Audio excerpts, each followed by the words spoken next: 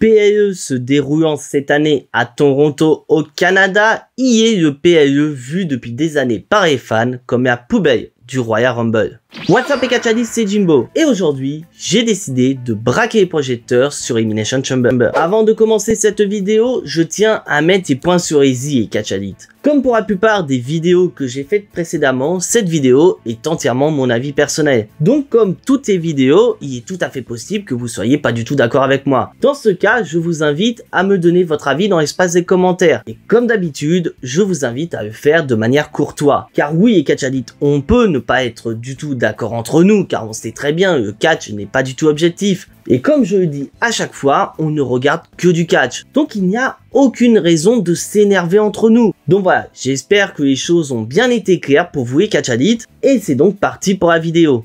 Elimination Chamber, une des stipulations les plus populaires à la WWE. Elimination Chamber, depuis des années, est vu comme ultime payage avant WrestleMania. Si tu veux être présent pour le plus grand show de l'année, tu n'as pas le choix, tu dois gagner ce match. Mais malheureusement, depuis des années, la WWE utilise Elimination Chamber match de la pire des manières possibles. C'est simple, car depuis des années, et encore une fois cette année, Elimination Chamber ne sert qu'à donner un match de championnat au champion qui n'a pas été choisi par le vainqueur du Royal Rumble. Car prenons l'exemple de cette année les catchadistes. Charlotte Flair et Jey Uso ont choisi leur adversaire pour WrestleMania. Charlotte Flair affrontera Tiffany Stratton et Jey Uso affrontera Gunther. Donc ce qui fait qu'à l'heure actuelle, Rhea Ripley et Cody Rhodes n'ont pas d'adversaire pour WrestleMania. Et alors que la WWE avait la possibilité de faire en sorte que les deux Elimination Chamber matchs soient pour les titres de champion de Rhea Ripley et de Cody Rhodes, et bah la WWE a choisi l'option de facilité en utilisant les deux Elimination Chamber matchs pour déterminer les challengers officiels de Rhea Ripley et Cody Rhodes. Et je pense que c'est une énorme erreur de la part de la WWE.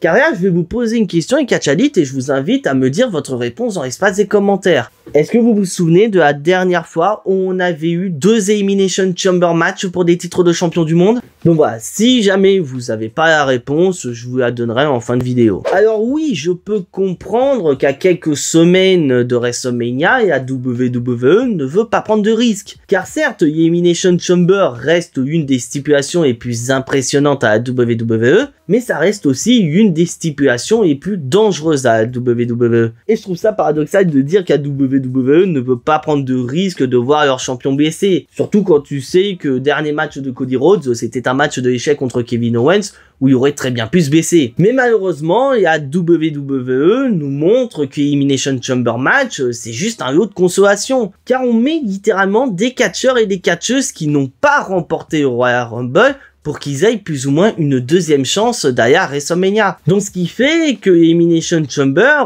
c'est juste des gars qui ont perdu précédemment le Royal Rumble qui vont tenter d'avoir une nouvelle opportunité à WrestleMania en choisissant par défaut le champion qui n'a pas été choisi par le vainqueur du Royal Rumble. Donc ce qui fait que malheureusement, depuis de nombreuses années, Elimination Chamber est vu comme la poubelle du Royal Rumble. Et avec tout ça, est-ce qu'on peut se poser cette fameuse question les catchadistes? Est-ce que Triple H ne serait pas en train de perdre le contrôle? Et voilà les catchadistes, c'est tout pour cette vidéo et j'espère qu'elle vous a plu. Alors oui, c'est vrai, cette vidéo est un peu plus courte que celle que vous avez l'habitude de voir sur la chaîne. Mais j'avais envie de vous faire une vidéo et j'avais envie de parler de ce sujet avec vous. Et je vous ai pas oublié les catchadistes, car on va répondre à cette fameuse question. À quand remonte la dernière fois où deux champions du monde ont défendu leur titre dans un Elimination Chamber match? Et bah c'était en 2012 les catchadistes. C'était Daniel Bryan et CM Punk qui défendaient respectivement le titre de la WWE et le titre World Heavyweight dans cette structure. Et je peux comprendre que vous vous souvenez absolument pas de ces matchs. En tout cas du côté de Daniel Bryan, je peux entièrement comprendre parce que vu les challengers qu'il y avait face à lui,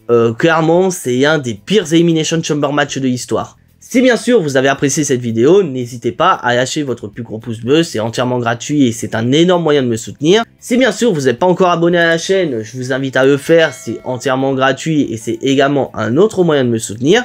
Et je vous invite à cliquer sur la petite cloche pour être notifié de la sortie des prochaines vidéos. Car la semaine prochaine, c'est Elimination Chamber. Donc ce qui veut dire que sur la chaîne, il y aura bien évidemment le Jimbo No Sleep du show, et également la review de Elimination Chamber. Donc le fait d'activer la petite cloche vous permettra d'être notifié de la sortie de ces vidéos. Mais quoi qu'il en soit, portez-vous bien et on n'oublie pas le plus important, Soyez tous très fiers d'être des catch addicts. C'était Jimbo, et à la prochaine!